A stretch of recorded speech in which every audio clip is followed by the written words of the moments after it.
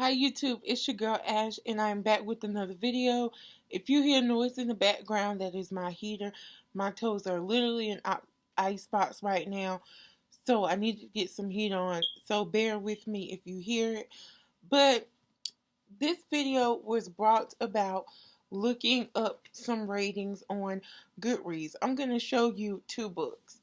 So first I have Sado Airside, and Dante Discover the Secrets of the Universe by Benjamin Eyre Science and the Chemist by Stephanie Myers. Okay, this book right here has a rating of 4.34. Everybody raved about this book.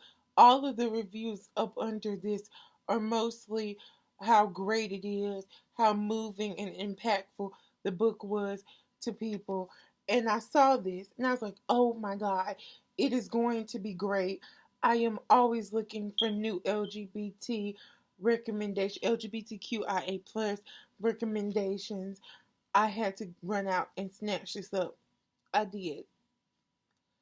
This book was a huge disappointment. I think I give this book 2 stars. It didn't really go anywhere. It built up and we got nothing. And I was disappointed. But this book got a rating of 3.71. And this book did everything for me that a book is supposed to do. It held my attention.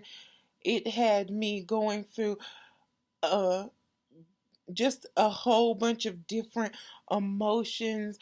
It had me emotionally invested in every character. They had twists and turns that I couldn't see coming.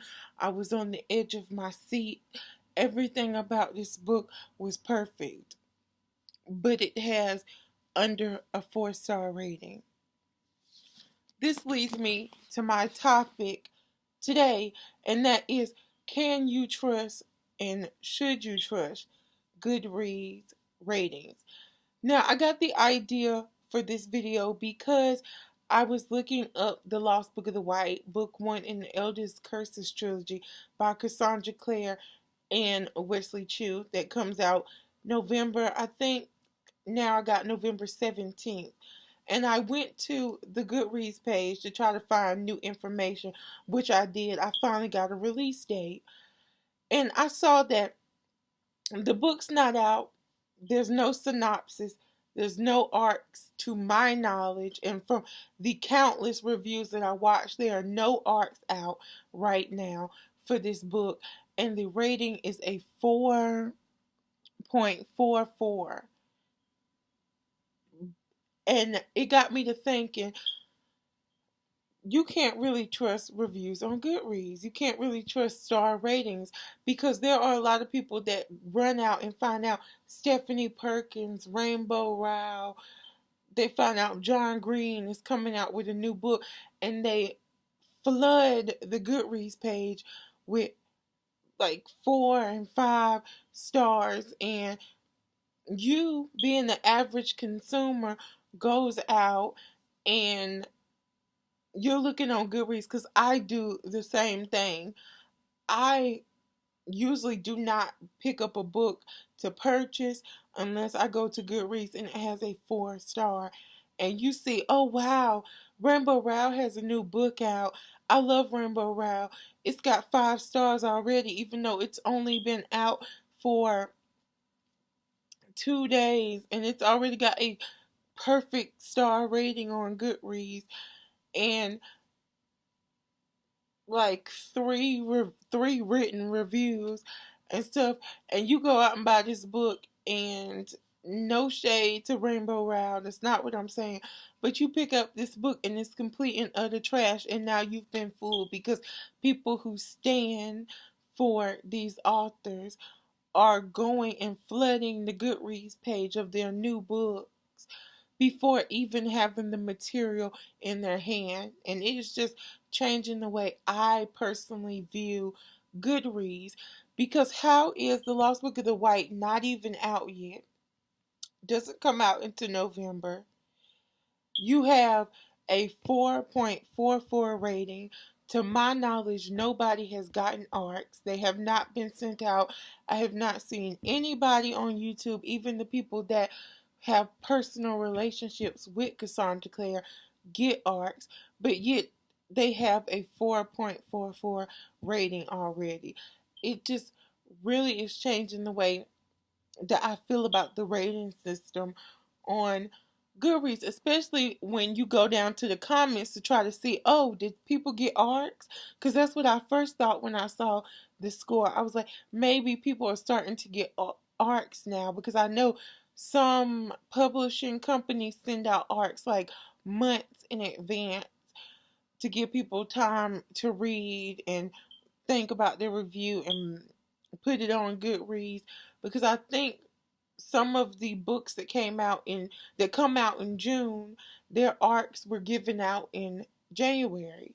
You know, so I went through the comments, and every comment was basically like, "We don't want this. Why is she milking the cow? Like, we're done with the Shadowhunter world. Like, there's too many series already." And I'm just thinking, so basically, you didn't get an art. There was not one review that said they got an art, but yet somebody's gonna see this book when it's time for this book to release. Somebody's gonna go on Goodreads like I do, look at the stars, and gonna see, oh, this book has almost 5 stars. I'm picking this up because I know from my experience, if something has well over a 4, I'm like, oh, that's a good book. Let me run out and read that. Let me go out and get that. But the star ratings are becoming more and more like something that you can't rely on, because people are flocking, like I said, to their favorite authors, and they are giving them star ratings that they don't deserve right now. Because I think if you don't have an art, if you have not read a piece of a story, you should not be putting star ratings on the Goodreads page. I'm saying if you haven't read not a piece of the story, if you're someone who maybe read 20, 30, I guess 50% of the book, you DNF'd it, yes, your opinion is valuable, because you can point out what you didn't like about it, what you liked about it, if you found something problematic. But if you're someone who, this book doesn't even come out until January of next year, and already you're rating this page because it's John Green, or it's Rainbow Rowell, or it's Cassandra Clare, or it's Tahara Mafi, and you don't have any material from this book, like you haven't even read a synopsis. Like sometimes these books don't even have some synopsis or like covers, and you're already giving it 5 stars just because it's your very favorite actor, is very misleading. So I just had to sit down and give my thoughts. I'm pretty sure it's very jumbled, but be careful when relying on Goodreads ratings. I have to say it for myself too, because I am one of those people that if I see a book I'm interested in the store, the first thing I do, pull out my phone, I go on Goodreads and I see what the ratings are. So you just got to be careful, because sometimes people are up here only doing it because they like an author, or the author is their best friend, or they have a personal relationship with the author. And I'm not saying that that's wrong and that you're not allowed to give your opinion when you're in a situation like that. But if you haven't read a single piece, a single line of the book, please don't rate. It's very misleading, and you end up with people having super super super high expectations of a book, like I did with Aristotle and Dante Discover Secrets of the Universe, and then the delivery being extremely low, and now we have hate for the book, and the book was could have been good, well written, fast paced, you know, emotional, but because you hyped it up too much,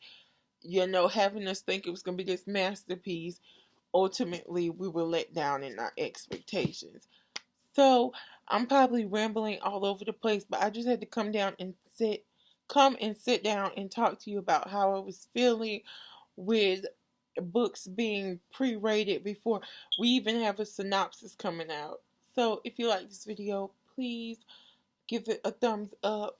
Please follow me on all of my social medias, which will be linked in the description down below.